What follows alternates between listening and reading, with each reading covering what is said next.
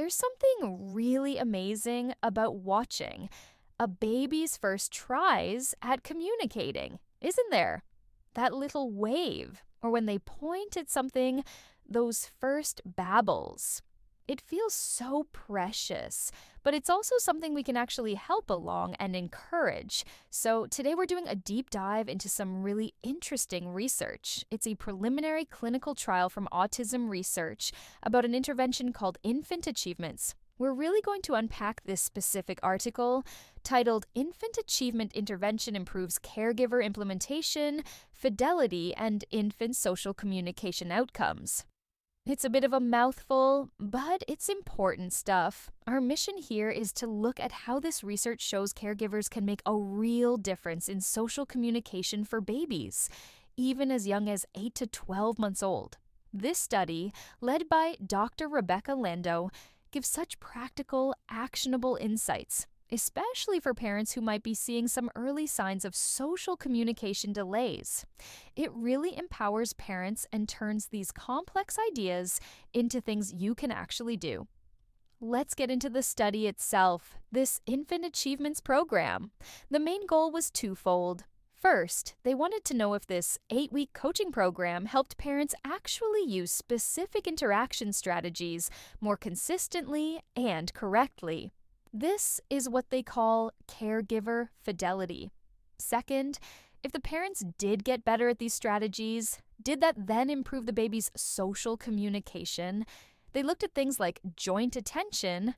That's when you both look at the same toy, sharing focus, and also coordinated engagement, which is basically how well they interact back and forth, that serve and return.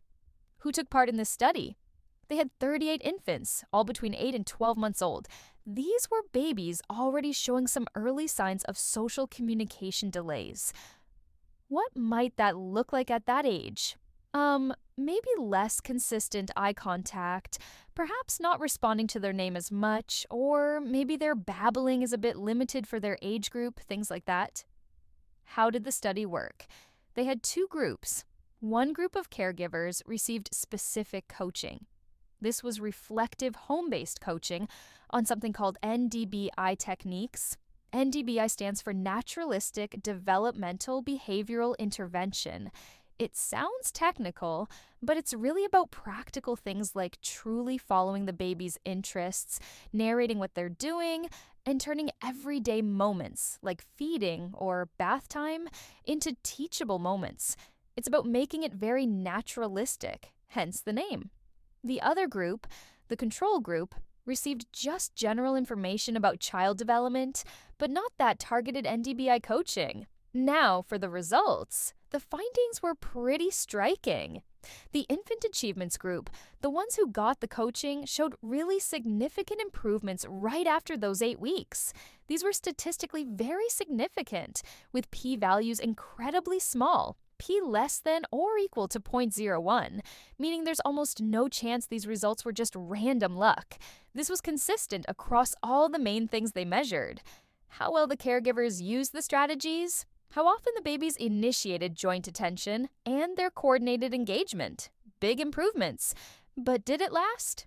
That's always the question, isn't it? It is. And that's another key finding. They did an 8-week follow-up, and yes, the Infant Achievements group maintained those higher levels of caregiver fidelity and also the infant joint attention. Those gains stuck. Interestingly, they also saw some persistent gains related to speech starting to emerge too, which is really promising. Essentially, this targeted coaching more than doubled how effectively parents use these strategies, and that led to real lasting improvements in those crucial pre-linguistic skills. So, translating this, what does this actually mean for you if you're noticing maybe some delays in how your baby engages socially? It means there are powerful things you can do, and do them early. This research really points towards being proactive. Here are some actionable steps based on this infant achievements model. Seek out early coaching. If you have concerns, ask your pediatrician or early intervention services about home-based NDBI programs.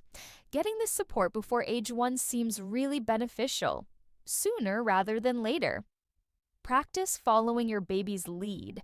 It sounds simple, but really watch what they're interested in. Narrate their actions, like, "Oh, you picked up the red block." Imitate their sounds, their babbles, and then pause. Give them space to respond. That pause is crucial. It invites the back and forth. Use those daily routines. Bath time, meals, getting dressed. These are perfect opportunities to practice imitation, turn-taking, and focusing on things together. Make them teaching moments, weaving it into the day. Be consistent. It doesn't have to be hours.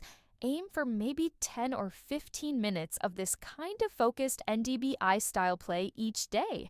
That regular practice helps sustain those gains. It really is powerful to think that just 10 or 15 minutes of focused, intentional interaction can unlock such significant, lasting changes at such a critical time. What's fascinating is how these early back and forth interactions literally shape the brain. They're laying the foundation for all future communication, even before the first words pop out. It's about building those connections through shared experience. So, here's something to think about. If this kind of intentional, playful engagement, just for a few minutes a day, can make such a difference for social communication, what other fundamental skills might we be shaping? Maybe without even realizing it, just through our everyday interactions. What about a major physical milestone, like those wobbly first steps? Is that also purely about practice and what we do as parents? Or does your baby's unique timeline have another surprising force at play?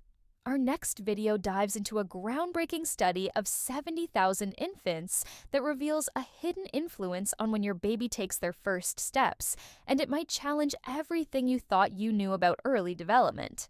If you found this deep dive into early communication helpful, please consider giving this video a thumbs up. It really helps us reach more parents and caregivers who could benefit from this kind of information, and we'd love to hear your thoughts and experiences.